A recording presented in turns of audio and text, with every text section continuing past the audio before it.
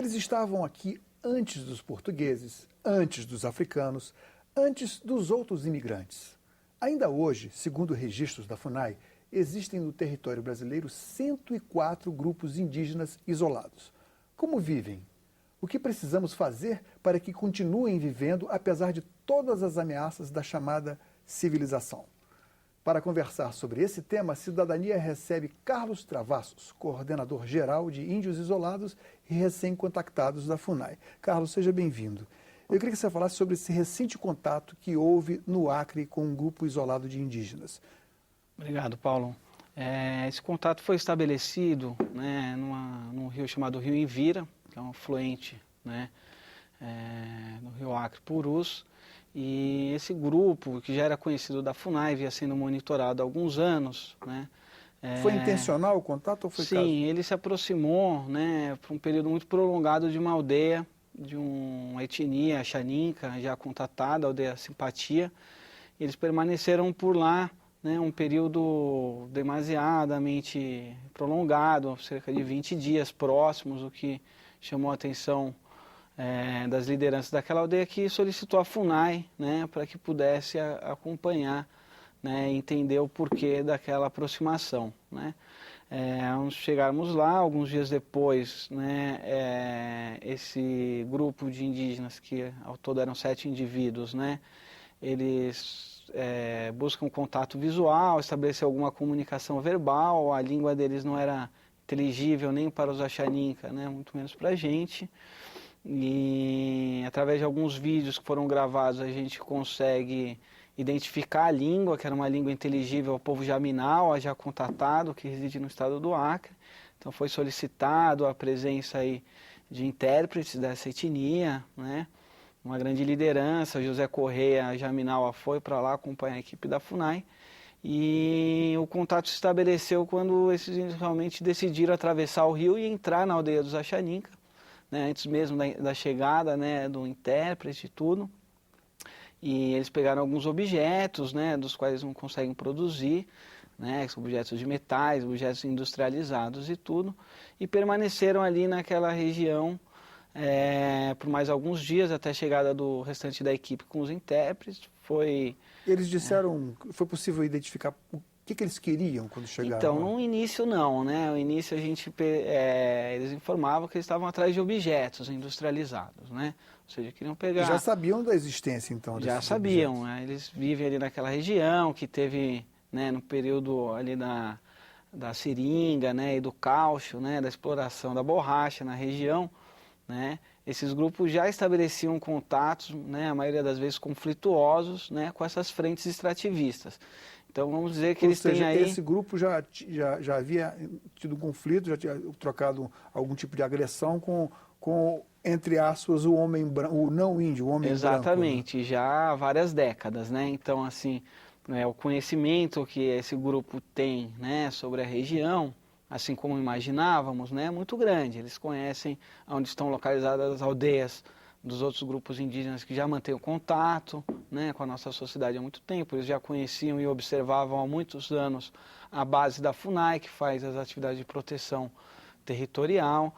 E eles também conheciam, né, acampamentos, né, e outras populações que vivem em território peruano, porque ali é uma região muito próxima à fronteira, né, que a gente chama... O que delimita a fronteira? É um rio? Não, ali tem, nessa região especificamente, é um limite seco, uma linha seca, né, que fica no paralelo 10, né, ou seja, na altitude 10 do nosso paralelo, que é uma linha seca, fronteira Brasil-Peru. Para que a gente tenha uma ideia, como é que se chega lá? Por exemplo, você vai para o Acre, você desce em Rio Branco de avião, né? E aí? Em Rio Branco você pega um carro, vai por estrada até o município de Feijó, né, cerca aí de uns 400 quilômetros aproximadamente.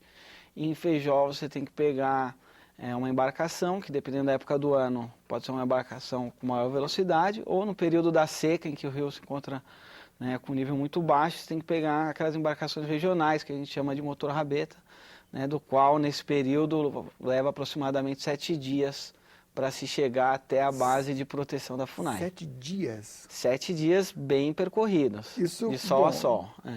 Na verdade o rio deve ter seus meandros, contornos, Exato. não é uma linha reta, mas deve ser alguma distância de mais ou menos quanto? Assim? São cerca de 630 quilômetros fluviais, né? Percorrido uma média aí de 10 por hora. 10 por hora, né? O dia inteiro.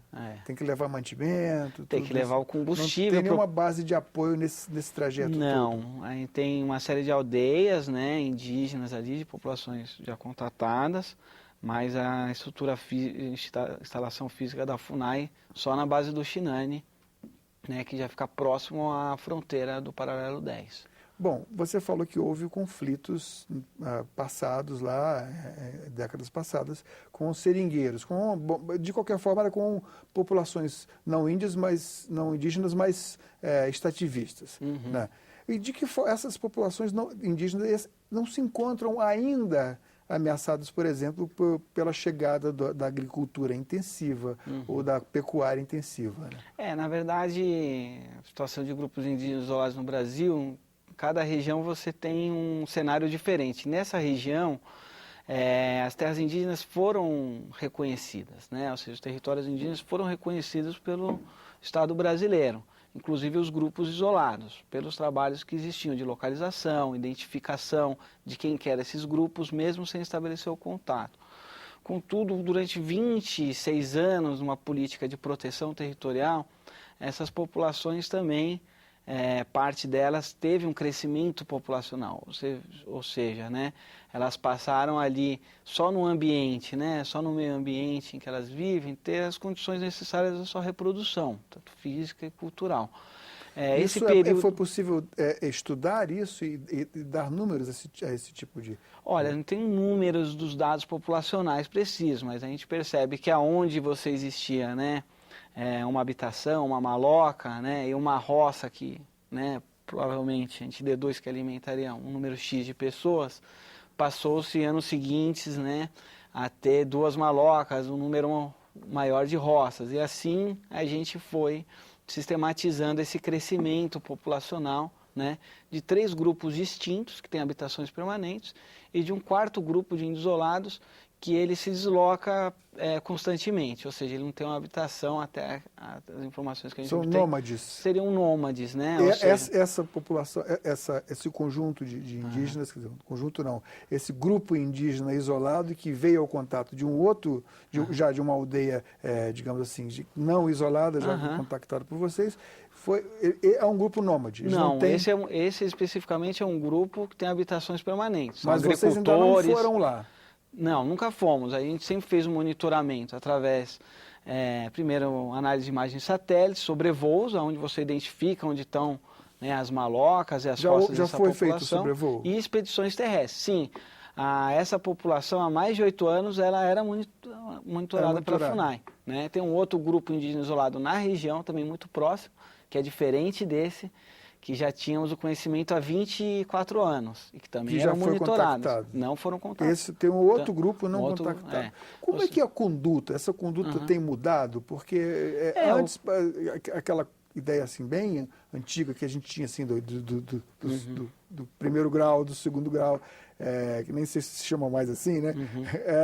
Você estudava a história do Brasil, tinha aquela coisa do Rondon, que desbravava e tal, que ficou aqui, pelo menos no imaginário brasileiro, como um protetor dos índios, né? Que foi inclusive o inspirador da antiga, né, FUNAI.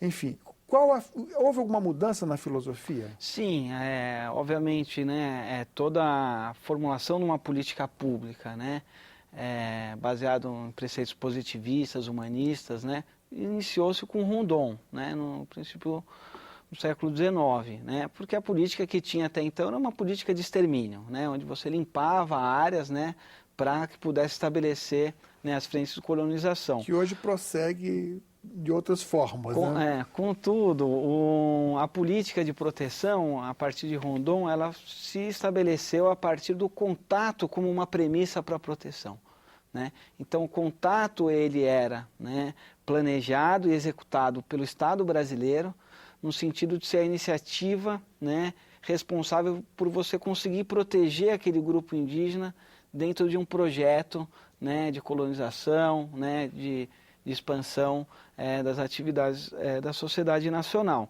Contudo, na década de 80, já no um ano anterior à Constituinte, é feita uma reflexão institucional com os profissionais especializados em estabelecer contato com grupos isolados, conhecidos como sertanistas, né?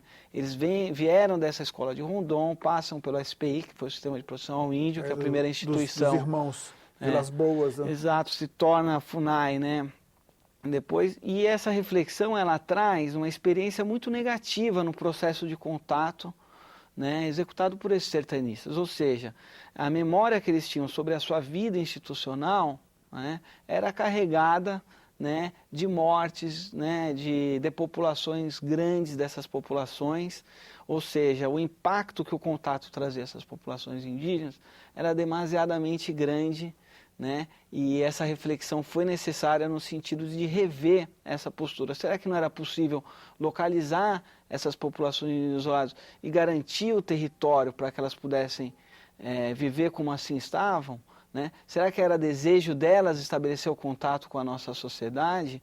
Ou seja, no princípio, né, da formação do artigo constitucional da 231, onde é garantido, né, a autodeterminação dos povos indígenas, se pensava que, além da alta vulnerabilidade que esses grupos têm, né, ao adquirirem doenças que eles não têm uma capacidade de defesa imunológica para tal, ou seja, tem uma grande mortalidade, né, por conta dessa condição física, também existia a necessidade de se refletir que o Estado brasileiro não se prestasse mais, né, a retirar muitas vezes indígenas do seu território tradicional, ou não respeitar, né, o local onde eles viviam, em detrimento a um projeto que você tinha para aquela região, ou seja, um projeto seja uma pavimentação, a criação de uma estrada, um projeto hidrelétrico, né, ou um projeto de mineração, assim como teve muitas vezes ao longo da história do Brasil. Carlos, na sua experiência você pode afirmar,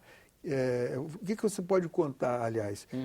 O índio ele é tido como aquele que tem uma noção diferente do senso de propriedade dele, do que é dele, do que pertence a ele, é muito, obviamente diverso do nosso. Perfeito. Né? Em que momento se pode afirmar, se é que se pode afirmar, que o contato com o branco muda essa noção? Olha, assim, o contato entre duas sociedades, né, culturalmente diferenciadas, independentemente de quais sejam, elas trazem, né, um contato permanente, né, que se torne uma convivência maior. Elas trazem para ambas as sociedades, né, uma série de preconceitos, né, e também de avaliação das suas próprias regras sociais, né? Ou seja, a tendência, né, que os estudiosos, né, levantam, é que existe um movimento natural em que essas duas sociedades culturalmente diferenciadas, ao conviverem juntas, né, estabeleçam novas regras, né, internas, né? Ou seja, vamos fazer um exemplo, os portugueses, né, os colonizadores, quando chegaram aqui, né, existiam uma série de regras sociais que os definiam e tudo mais, e ao longo dos anos a convivência, né, com os povos indígenas, com as sociedades afrodescendentes e tudo mais, modificaram uma série de hábitos e regras sociais. Né? Darei um exemplo, a regra de o costume nosso de tomar banho diariamente, por exemplo, tudo mais. Era um hábito indígena, que os portugueses, quando chegaram aqui, né, muitas vezes repudiavam até. Né? Enfim, né, resumindo, obviamente que depois que o contato é estabelecido, né, existe uma série de mudanças, né, que ocorrem, né, nas regras sociais desses grupos indígenas antes isolados. Né? Agora, como você respeitar, né, a cultura, como você valorizar a cultura indígena, como você evitar com que tenha, né, uma distorção, né, ou seja, uma valorização exacerbada sobre as nossas regras sociais, sobre as deles, né, eu acho que é um trabalho importante de ser feito, de ser executado, né, é responsável de nós aprender com os erros, né, do passado, das políticas que se aplicaram sobre esses povos, para que se possa, de fato, estabelecer esse diálogo intercultural, né, com uma grande sensibilidade, uma grande responsabilidade, né, e também reconhecimento de que essas culturas detêm, né, o seu valor, o seu Ou seja, causar o menor dano possível àquela população que está sendo contactada. Eu diria que assim, um dos grandes dilemas hoje que a gente tem é como você estabelecer, né, uma relação fraterna, né, que possa também reconhecer e valorizar o conhecimento indígena, né? Então, agora, você evidentemente seguiu uma vocação para trabalhar com isso aí, né? O que exige isso da pessoa que trabalha especialmente nessa função que você está, sobretudo aquele que vai a campo, que está lá na linha de frente, o que é preciso que você tenha uma disponibilidade muito grande para isso? O que é necessário?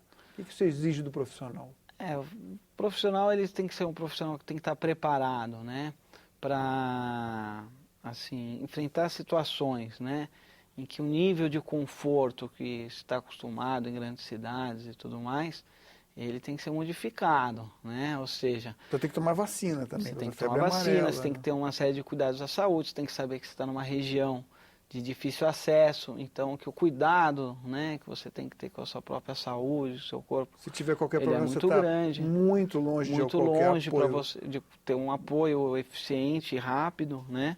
E também é importante você entender que ali é um território indígena. Você está na casa, no ambiente onde aquela população indígena mora, né?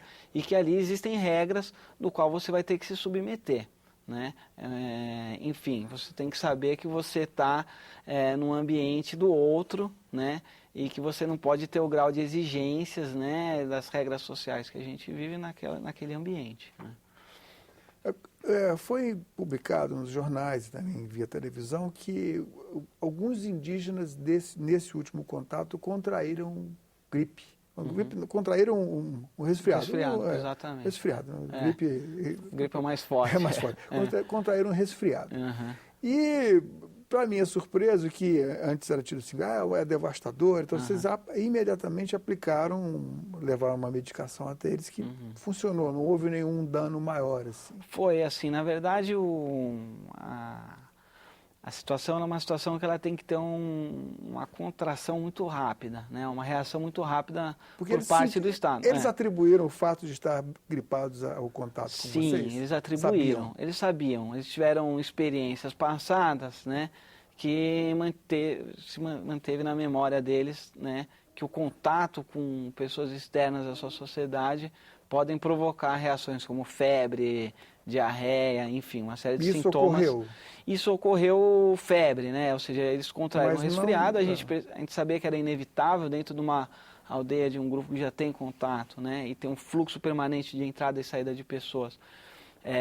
A gente imaginou, né, que isso seria inevitável, porém o grande problema que tinha ali, Paulo, era que esses índios contraíssem a gripe e retornassem à sua casa onde teriam o restante dos integrantes. Isso foi explicado para eles? Isso foi explicado para eles assim que o intérprete chegou. E eles entenderam na boa? Assim, entenderam e foram convencidos a gente sair daquela aldeia e ir até a base da FUNAI, para que durante um período de 4 a 5 dias eles pudessem tomar a medicação, né? E só após aí retornassem às suas malocas, né? E assim ocorreu. Então, assim, de fato, a gente teve nessa situação, né, 2 pontos que foram muito positivos. Primeiro, que não foi uma gripe, não foi uma influenza, né, que seria muito mais forte, foi só um resfriado que é mais fácil, né, de tratar nesse momento. E o segundo, que a gente conseguiu ter uma boa comunicação através desses intérpretes e permitiu com que eles não retornassem às suas habitações. Se isso tivesse ocorrido... O grau de convencimento, então, foi bom? Foi bom. E assim, né, a gente, voltando à sua pergunta anterior, né, as razões dos quais eles teriam vindo lá, posteriormente eles voltaram às suas malocas, depois de 3 semanas eles retornaram à base da FUNAI, né, com mais integrantes, hoje são 24 que estão lá na base da FUNAI. Ficaram lá, né, e a partir daí a gente conseguiu qualificar melhor, entender melhor, estabelecer laços de confiança, né, para que a gente pudesse compreender melhor o porquê dessa iniciativa desse grupo de ter se aproximado, né, e resolvido estabelecer o contato daquela aldeia. né? E eles relatam que, de alguma forma, eles tiveram uma série de conflitos, tanto com indígenas isolados, os outros grupos isolados que lá estão, né? Mas também com não índios, né? Que pela descrição que eles apresentam, né? São não índios que habitam o território do Peru, né? Porque ali é muito próximo da fronteira, né? E toda a descrição da onde eles E não tiveram existe uma alguns conflitos. demarcação ali muito grande. Existem os marcos de fronteira, Para mas eles o limite entenderem, físico talvez diferente, uma totalmente divisão de um país. Eles não conseguem compreender que são dois países diferentes, né? Então, assim, a gente percebe que eles também se aproximaram ali, né, daquela aldeia e hoje estão na base da FUNAI por um motivo de conforto e segurança, que eles estão se sentindo mais apoiados naquele local da onde eles estavam anteriormente. Né? Carlos, muito obrigado pela Ok. sua vinda aqui. Eu espero que você venha outras vezes para nós conversarmos mais ainda Tudo no bem. interesse dos telespectadores. Tudo bem, obrigado. Cidadania conversou com Carlos Travassos sobre o tema Índios Isolados. Mande suas críticas e sugestões para nós. Ligue para o Alô Senado 0800 61 2211 ou acesse www.senado.leg.br/TV. Nesse endereço você poderá ver de novo ou baixar uma cópia de qualquer programa da TV Senado. Um abraço a todos e até o próximo Cidadania.